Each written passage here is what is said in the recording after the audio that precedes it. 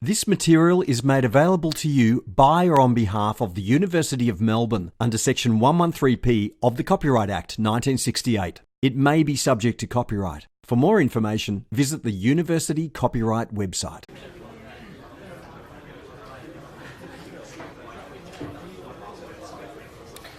Right, I think we should start. So, welcome guys to lecture 3. So today we're going to cover a bit of material, alright, because yesterday we ended a bit early. Okay, but just very briefly a recap. So yesterday we derived from first principles the conservation of mass and conservation of momentum. And remember we also introduced this new operator called the total derivative, and you need that when deriving the momentum equations. Okay, so these equations which I show you here are in Cartesian coordinates, and we would like to express them in cylindrical coordinates. Right, so in cylindrical coordinates I can express the location of some point P as a function of r and theta. Okay, some angle and some length r. And the velocities of that particle is expressed as the radial velocity ur and the azimuthal velocity u theta. Okay. You need to know that x and y, your Cartesian coordinates, are related to the cylindrical coordinates r and theta by the following relationships, right? And also for the velocities u and v are related to your velocities ur, u theta, okay, by these following equations. And I'm sure most of you have seen it before.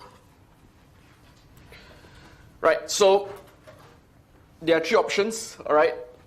Basically, we can just accept Nick's word, but as engineers, you want to do it yourself, right? So today we are going to rederive these equations in cylindrical coordinates.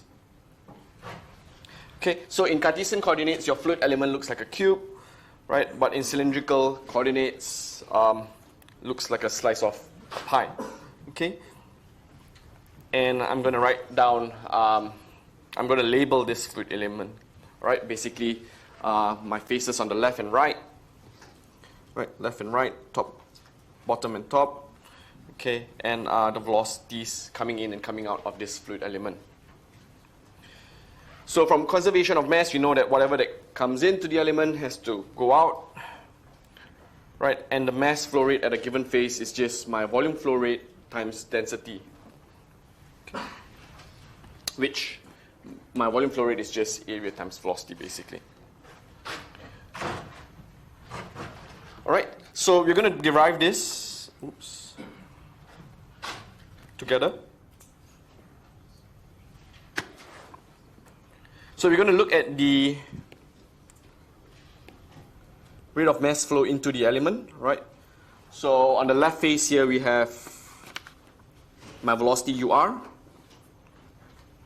right? And we're going to multiply it with the surface r d theta and density, right?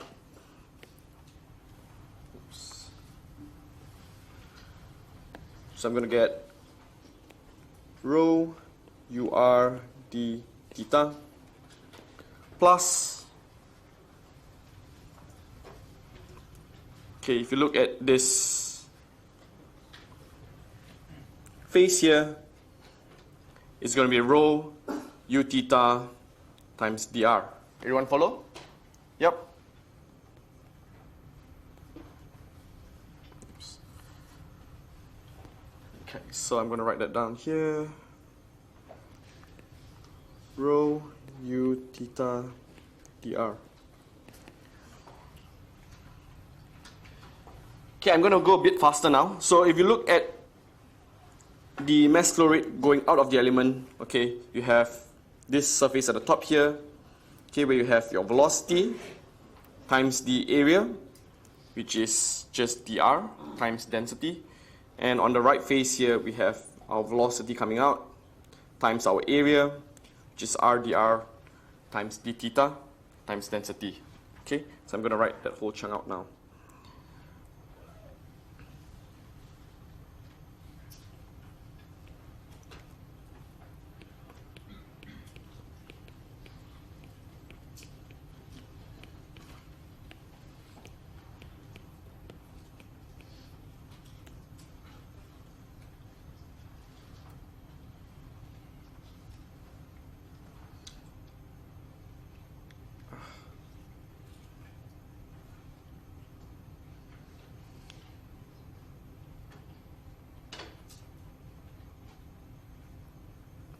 Okay, you're gonna get that plus rho ur plus del ur r dr times r plus dr d theta. Okay, anyone gets it? Oh, it's a bit low. I'll just put it up here. Okay, and some of these terms cancel out, right? So, if you look at the left-hand side here, if you look at all this whole equation here, you can see all of the terms have density. So I'm going to just cancel density out of the equation, and I'm going to rewrite it again.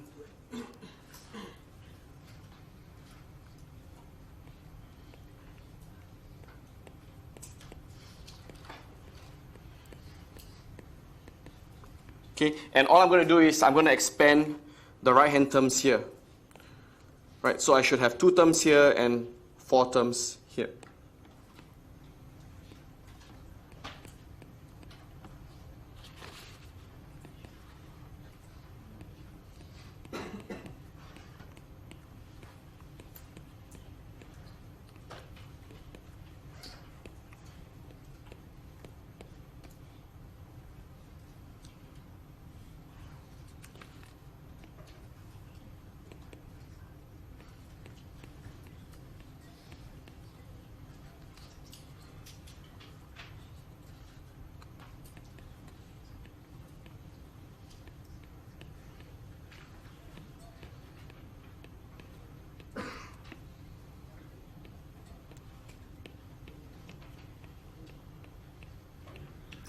Okay, so I have 6 terms on the right, hopefully. Let me see, 1, 2, 3, 4, 5.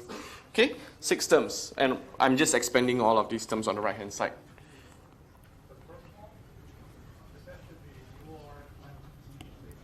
Did I miss something? The first one? Oh. There's no R? Got too excited, sorry.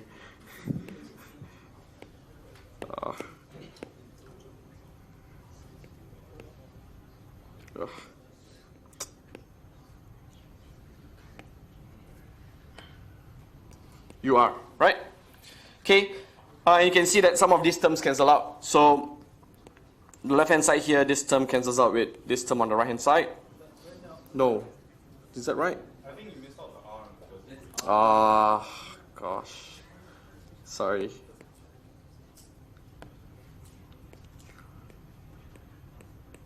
This one, you mean? This term here.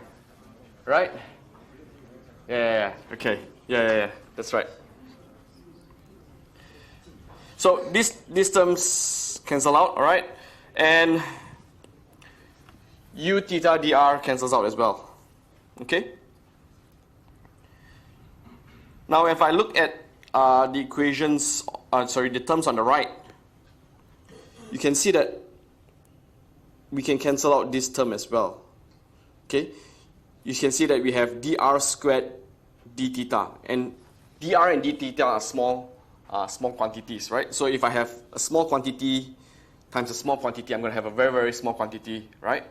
And it's multiplied by another small quantity, which makes it negligible. Okay, so you're going to neglect this term. So it's a very small term.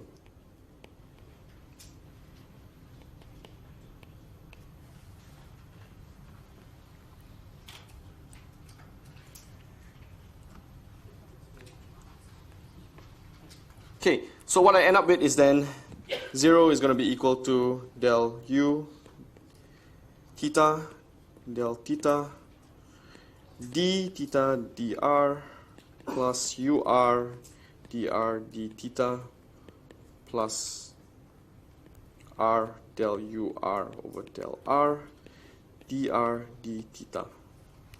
Okay,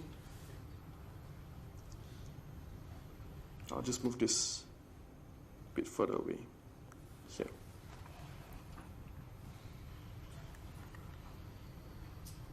Okay, and we can cancel a few more terms again. All of these terms have dr d theta, so I'm just going to cancel them off. and I'm going to rewrite it.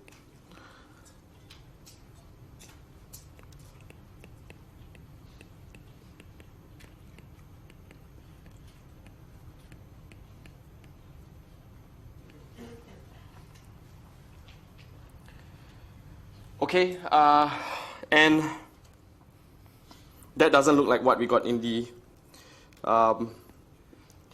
PowerPoint slides, so I'm going to divide everything by r, okay, just to make it look exactly like what we have. So it's going to be 1 over r del u theta over del theta plus ur over r plus del ur over r.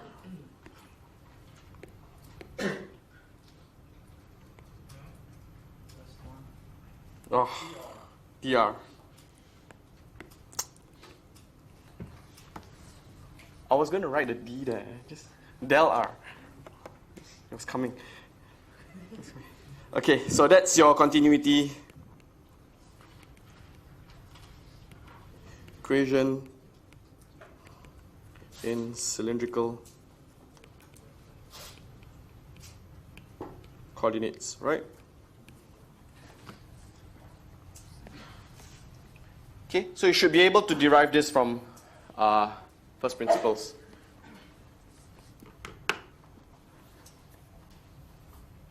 Everyone following so far? Yep. Okay, not too bad. So good.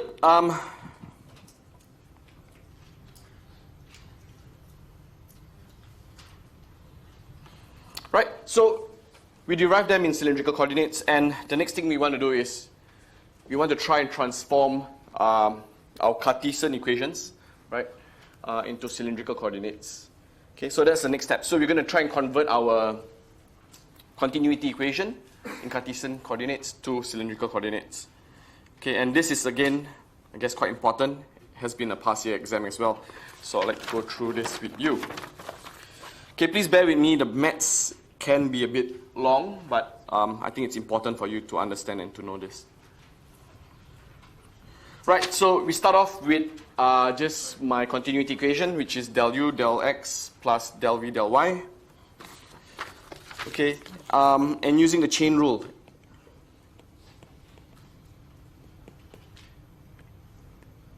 Does everyone know the chain rule?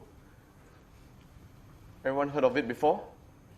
Yep. Okay, if you can't remember, please go back and revise, right?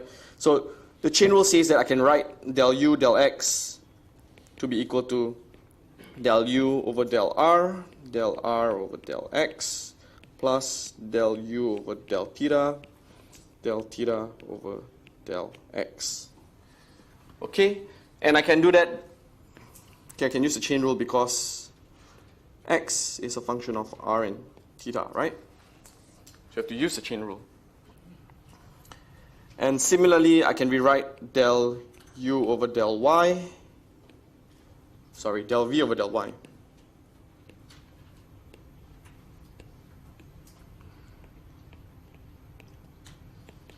Okay, that's going to be del v over del r over del y, plus del v over del theta over del y. Right, everyone following so far? Yep, good. So I'm going to substitute this and this back into continuity. So what I'm going to do is I'm going to do some magic. I'm going to copy that. I'm going to paste it here.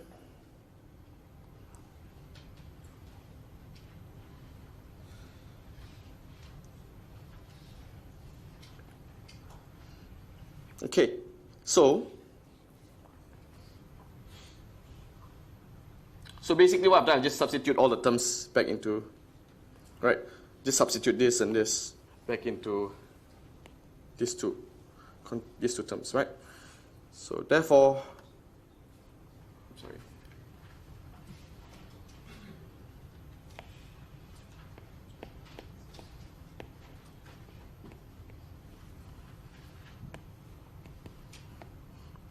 Okay, so basically all these terms have to be equal to 0. Okay, now we want to find out what these terms are. Okay, all the velocity gradients, right? Del u, del r, del u, del theta, del v, del r, del v, del theta. Okay, and you should know, right, as I've showed before,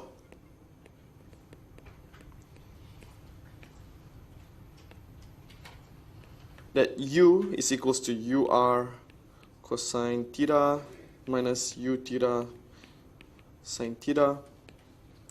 And we know that v is equals to ur sine theta plus u theta cos theta.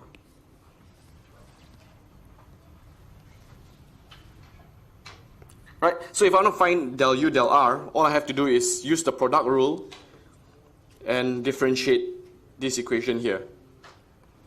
Correct? Yep. Because I want to express u in terms of ur and u theta, right? So I'm going to use my product rule.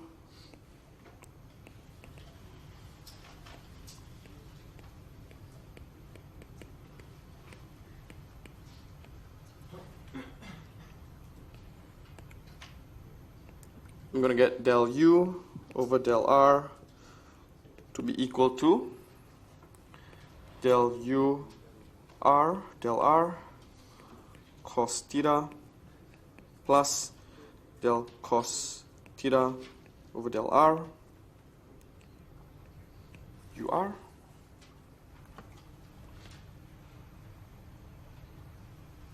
Everyone knows how I got this? Yes? No? Yep, good. Okay, plus, sorry, not plus, minus del u theta del r sine theta minus del sine theta over del r u theta.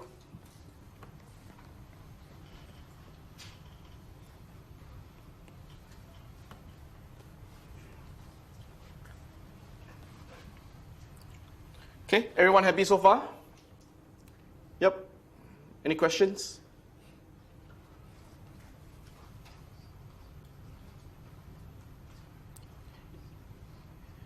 Okay, now can anybody tell me what's del cos theta over del r? Good, 0, right? Because cos theta is just a function of theta, right? Not of r. So it's 0. Okay, and del sine theta over del r? 0 as well. Okay, so it simplifies to del ur over del r cos theta minus del u theta over del r sine theta.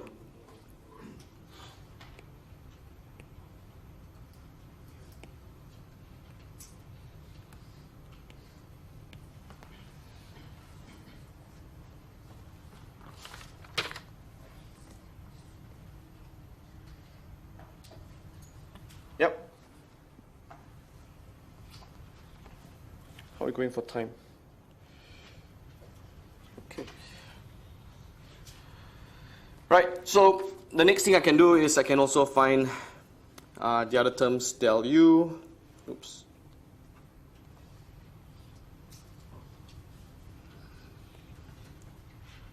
Del u over del theta. Okay, and basically, again, I'm just going to expand using the product rule, okay, by differentiating this with respect to theta. So we're going to del ur over del theta cos theta plus del cos theta over del theta ur minus del u theta over d theta sine theta minus del sine theta over del theta u theta. Okay? Anyone who's a bit lost? No? You're a bit... Which part would you like me to explain? This last equation. Right, so basically, right, we are using the product rule. So we want to differentiate u with respect to theta. Okay, so if I take this term here and I differentiate it with respect to theta, I'm going to get two terms, right? One is for del ur over del theta cos theta, right? And the next one is del cos theta over del theta times ur, right? And if I do that for the second term here, I'll get these two other terms. Yep. Okay. So yep. So what we can do next is we can factorize it. Okay. And what you'll see is that.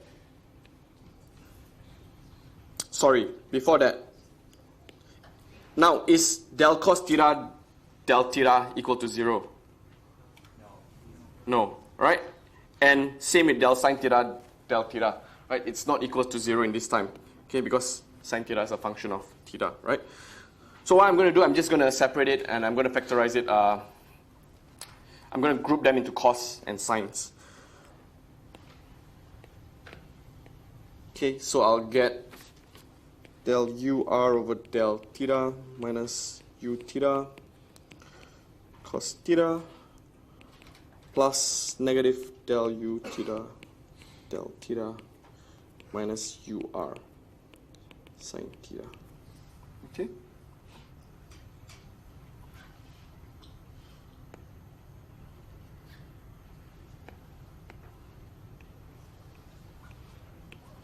Now, as a homework, okay, I want you to show that del v del r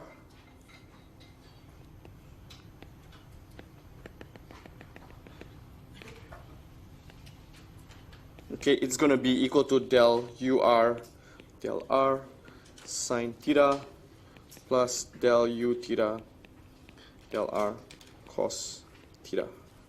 Okay, I want you to show this yourself, okay, when you go back home. And similarly, del v del theta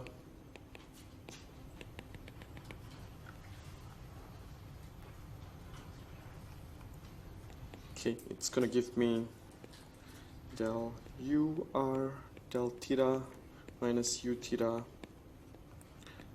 sine theta plus del u theta del theta plus ur cos.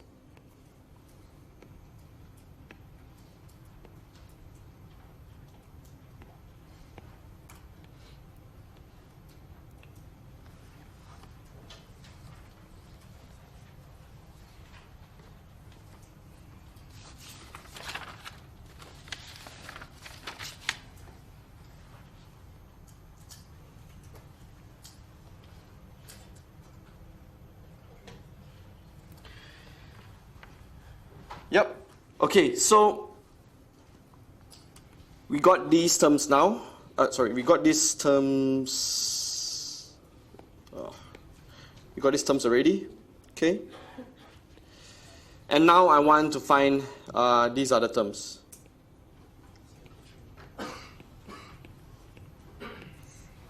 Okay.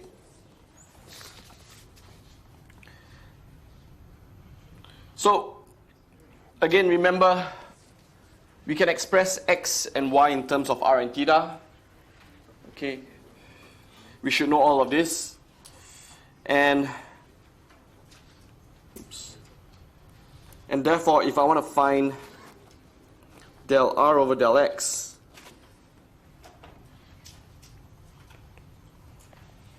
can anybody tell me how can I find del r over del x? Which term should I differentiate? This one, right? So all I'm doing is I'm going to differentiate this with respect to x. Okay, and hopefully all of you know how to do that. Okay, so I'm just going to get half x squared plus y squared to the power of negative half, right? And I'm going to get it to be multiplied by 2x as well.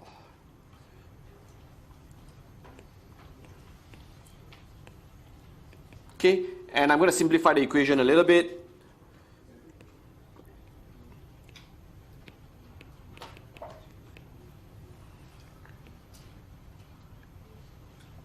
Okay, and hopefully it should be obvious. What is the square root of x squared plus y squared? R, right? So I'm going to get that to be equal to x over r. Okay, and what is x over r equal to?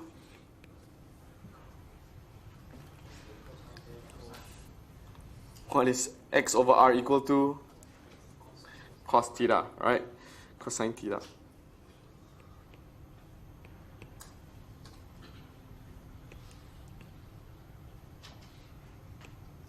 Okay, good.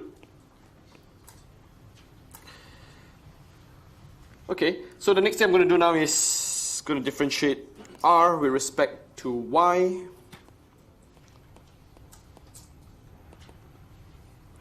Okay, and this time I'm going to get half x squared plus y squared negative half, but this time it's going to be 2y, right? And I'm going to end up with y divided by r, and that's going to be sine theta.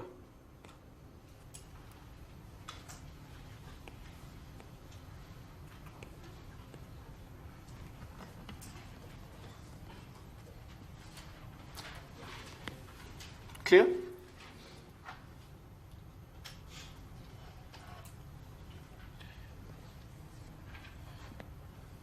Yep.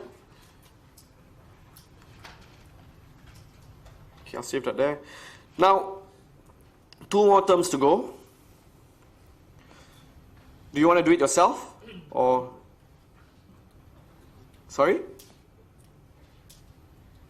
I'll let you do it at home, okay? So del theta over del x, okay. Which equation are you going to differentiate to get del theta del x? The arctan, right? So you're going to differentiate this with respect to x and y. Sorry. Okay, and if you do a bit of mathematical gymnastics, alright, you should end up with negative sine theta over r.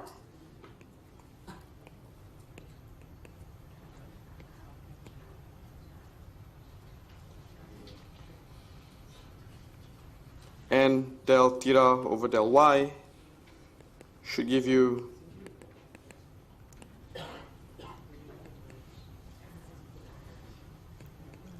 cos theta over r.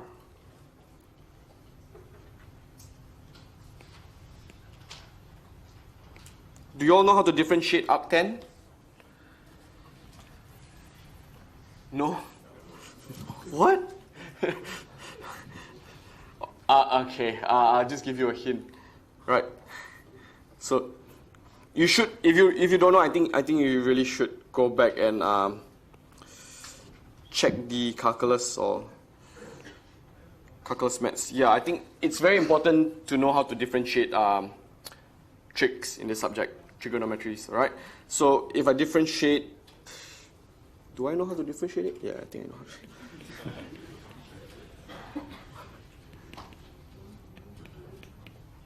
Okay, I'm going to differentiate with respect to y. I guess that's a bit easier. Okay, so if I differentiate it with respect to y, I'm going to get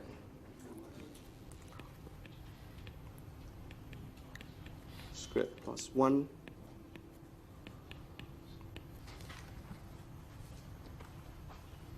differentiate it with respect to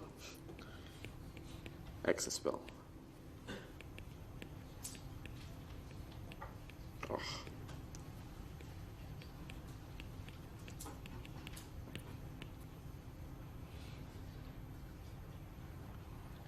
That should be negative y over x squared.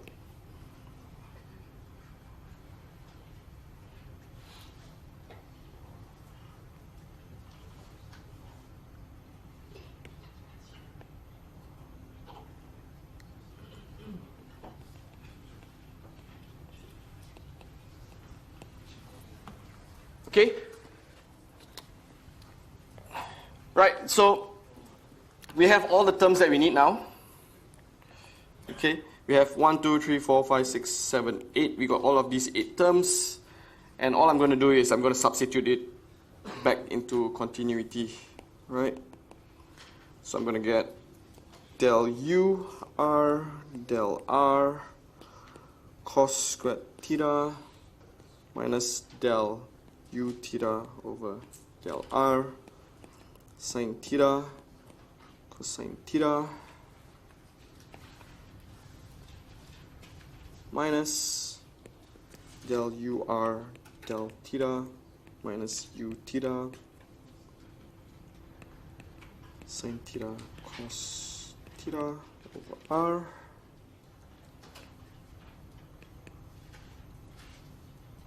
r.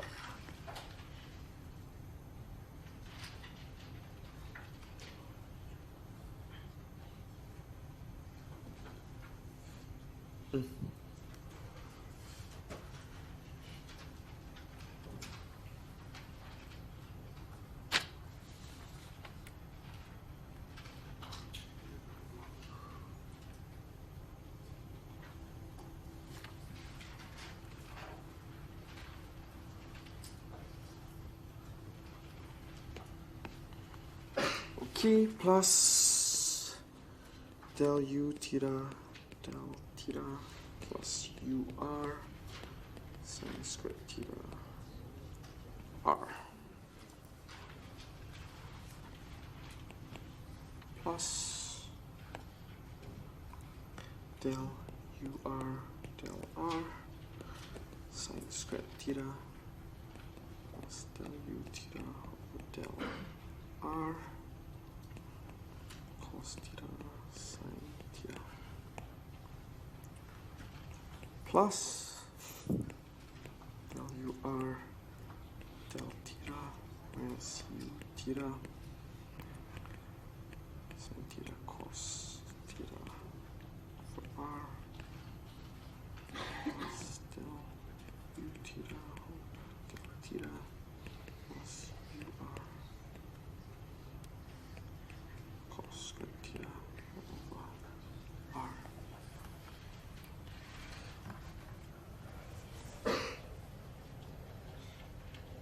Okay, so it's quite a big equation that we got there.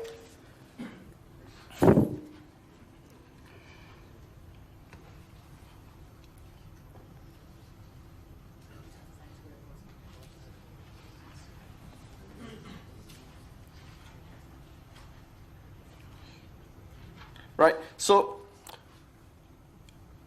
the good thing about this equation though is that all of the terms cancel out. Right, so if you look at this term here, we have another term which looks quite similar here. Right, one's a negative, one's a positive. So all I have to do is just cancel that term out.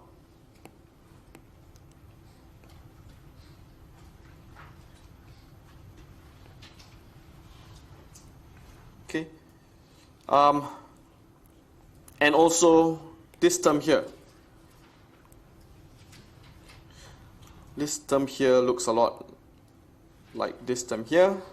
Okay, one's a positive, one's a negative, so they cancel out as well. Okay, so our life becomes much easier. A little bit, I guess. Yep. Okay, so the next step that I'm going to do is I'm going to factorize the equation a little bit.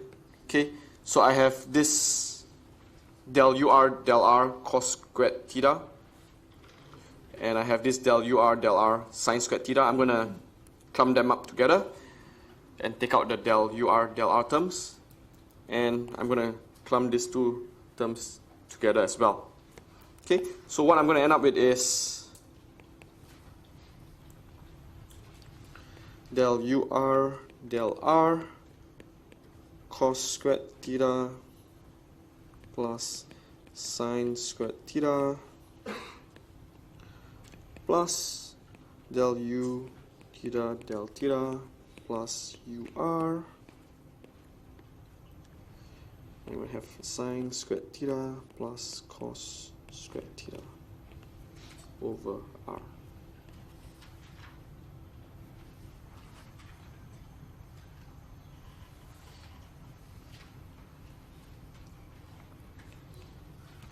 Okay, and all of you would know that this is equals to 1 and this is 1 as well, right? They're the same. So you should get del UR over del R plus 1 over R del U theta over del theta plus UR over R.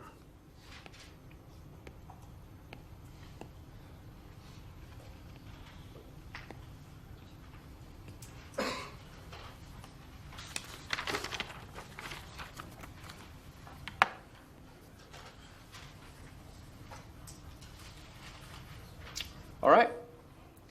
Yep. So you all should not memorize this equation. Okay, you should understand how I derive it. Okay, and it's important, okay, that you know how to do it yourself, right? I hope that you go back and try and practice deriving it yourself, okay? Because if you try and derive it in the exam for the first time, I think it's going to be quite challenging. Right.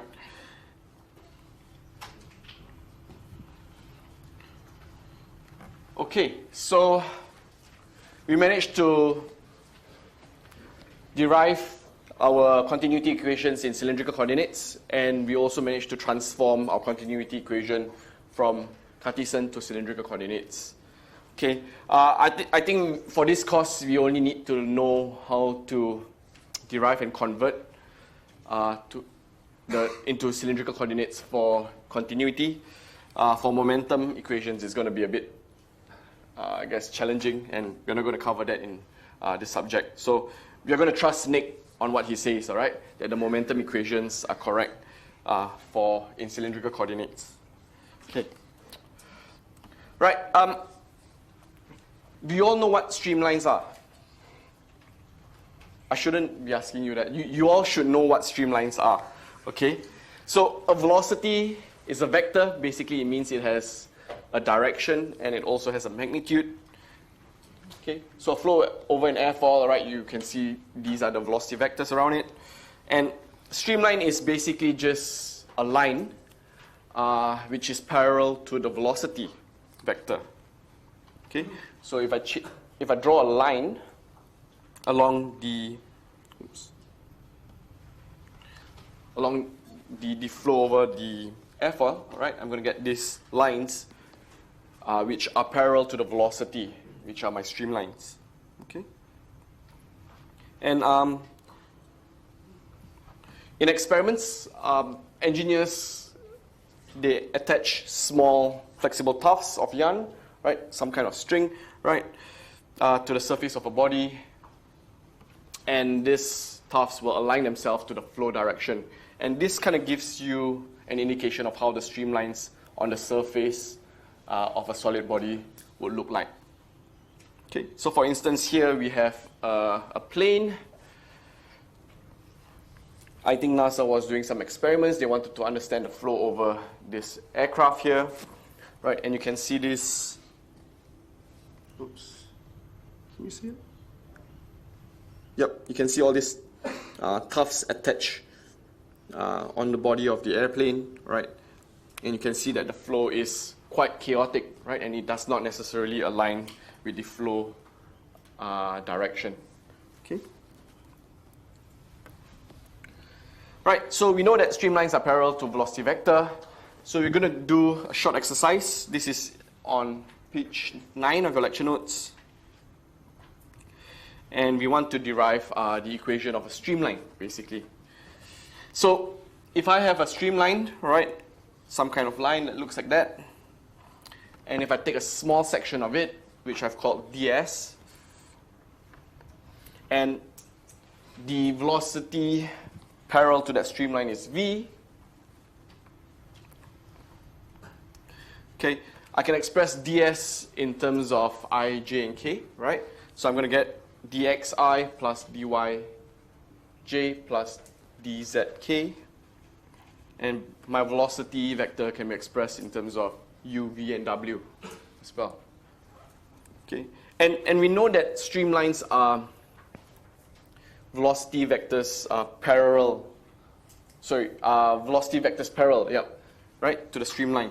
So since ds and v are aligned, okay, the cross product has to be equal to 0, right? The cross product of ds and v has to be 0.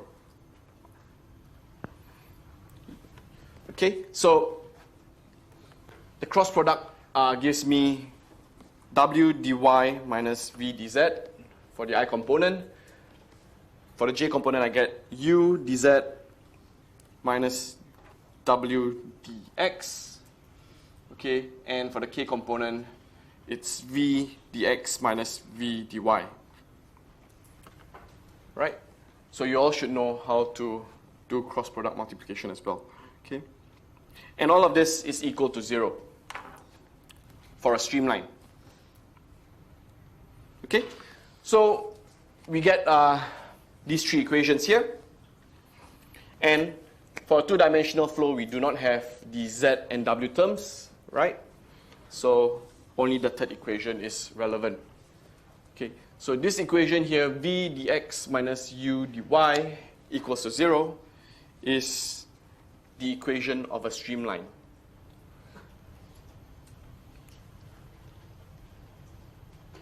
Okay. Now, we're gonna put on hold the flow over an airfoil problem that we started earlier this week. Okay, and we're going to work on a real problem.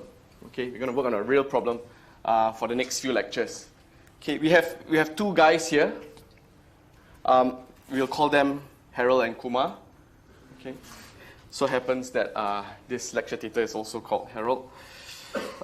And these two people, Harold and Kumar, are smoking a legal substance, I believe.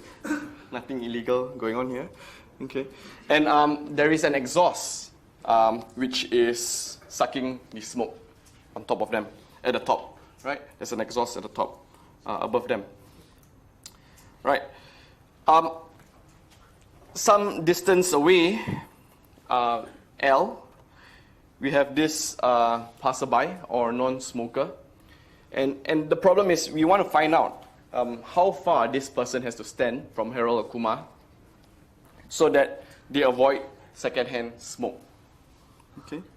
Or how far do the smokers need to stand from the non-smoker to avoid giving free smoke to the bystander. Okay? So we want to know what's the flow field going to look like, right? What the streamlines are going to be for this problem. And we will be developing tools for the next few lectures to solve this real problem. Okay? So we can solve the full 3D Navier-Stokes equation, but it's going to be really difficult because we don't have a supercomputer. So what we're going to do instead is we're going to use our Euler's equation, right? We're going to make use of our simplified inviscid two-dimensional incompressible equations. Okay? Right. So I'm going to introduce a function, okay? And this function automatically satisfies continuity or conservation of mass. Okay? So this new function is called the stream function, psi. Okay? And we want to define it in a way that it automatically satisfies continuity. So phi is defined as u, right? Your velocity, okay, is equal to del psi del y, and v is equal to negative del psi del x. Okay, always remember that for the v component there is a negative, right? Negative del psi del x. Okay, so you will need to remember these two definitions. It's going to be very important okay, for the next few weeks. So if I define my stream function as such, I can then plug these terms back into continuity. Okay, and you can see that if I expand the equation, I'm going to get del squared psi over del x del y minus del squared psi over del x del y, right? And that's just going to be equal to 0. Okay, so this definition of a stream function automatically conserves mass, right?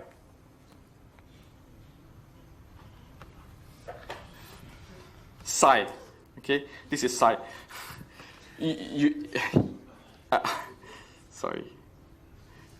It's going to be important because later on we're going to have another potential function which is called phi, and I always get confused between them. So this is psi. Okay, but what's the meaning? What's the physical meaning of a stream function psi? So let's consider a small change in psi. Okay, so d psi is going to be equal to del psi del x times dx plus del psi del y times dy, right? And that's because psi is a function of x and y. Okay, so you have to use the product rule, right? And I can substitute the definitions of u and v, okay, basically these two again, into here. Okay, and I get that d psi is going to equals to negative v dx plus u dy. Now, can anybody tell me what this looks like?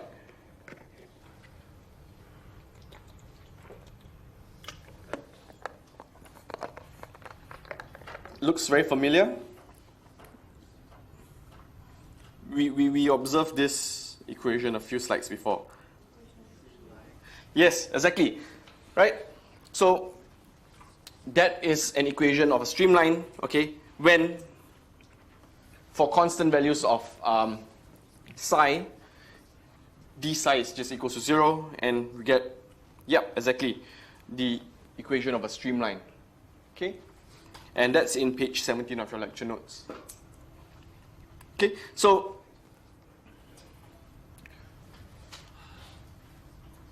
a line of constant stream function, okay, is a streamline. Okay, so constant values of psi gives you your streamlines. Okay, so if I have a flow over an airfoil, all right, these different streamlines here, okay, will have different values of psi. Right, psi 1 up to 6 in this case, for example. Okay, and it's constant throughout the streamline.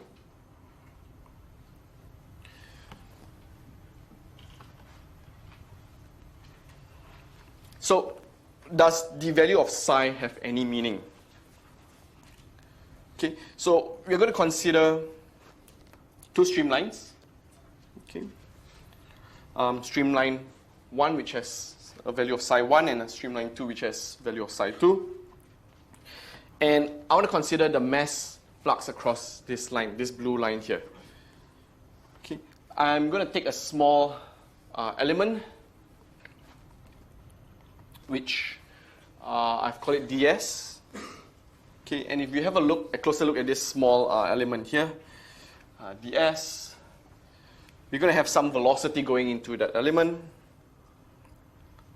Right, and below here I'm going to have some distance dx, and on the right hand side of this element I'm going to have some height dy, and I'm going to have some velocity coming in from the bottom of that element, and some fluid going out on the right hand side of that element, right, u. Okay, so you're going to consider the conservation of mass, right? So whatever is coming in from these two faces here has to come out on the right face. Okay, and you get v ds plus v dx equals to u dy. Okay, and I want to substitute the equations for the stream function. Okay, so basically I've just replaced v and u here with the definition of a stream function. Okay, and all I've done is I've just taken this term to the left-hand side and everything else to the right-hand side. Okay, and that's going to be equal to d psi. Okay. So what I'm going to do next is I want to integrate this equation here between two streamlines. Okay. So from point 1 to point 2. Okay. And when I integrate it for d psi, it's just psi 2 minus psi 1. Okay.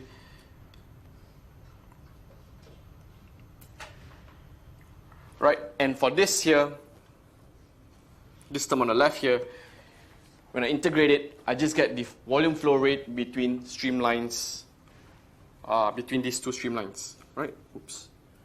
Okay, I'll get the volume flow rate between these two streamlines. Okay, so basically, the difference in the values of psi tells me the flow rate between the two streamlines, right? Is it clear? Yep. Okay, so we can then define our flow using stream functions. Okay, so if let's say I have a parallel uniform flow going from left to right, I know my v component is 0, right? So del psi over del x is going to be equal to 0. And my u component is u infinity in this case, which is my free stream velocity. So it's going to give me del psi over del y equals to u infinity. Okay, and I can integrate this equation with respect to y. Okay, and these two equations, right, the one on the left and on the right, are only compatible when f1 here is equals to 0.